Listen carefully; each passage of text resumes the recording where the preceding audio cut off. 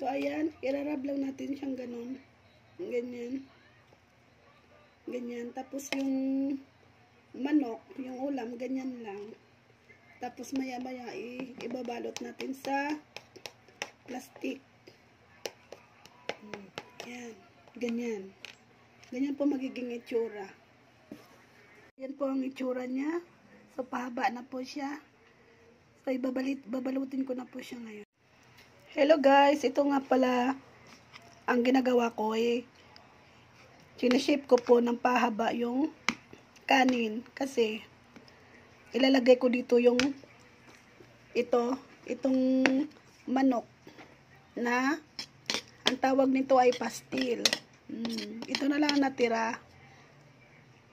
Tapos ayan kasi yung iba hindi ko na videoan kasi naubos na. So, ito, ilalagay ito siya sa gitna. Ayan. Ilalagay siya sa gitna. Ayan. May kanin ka na, may ulam ka pa. So, ganito kadami guys. 10 piso. So, mabubusog talaga ang tao nito pag bibili. So, ayan lang. So, ayan po guys. So, makikita nyo para po siyang dry pero masarap po siya. Masarap po ang lasa niya. Kasi lumalabas po yung oil niya. Ay, ganyan po. Babalutin ko na po siya. Ayan na po siya.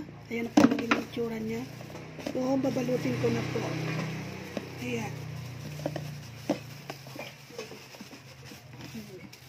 10 piso lang po ito. So, kung ang tao bibili nito ay hindi po mahihirapan kasi sakto sa budget lang po. Saktong-sakto lang po sa budget. Ayan. So, ngayon, ayan po siya. Ayan. Finished product. So, ayan lang po guys. Thank you. Sana may natutunan kayo.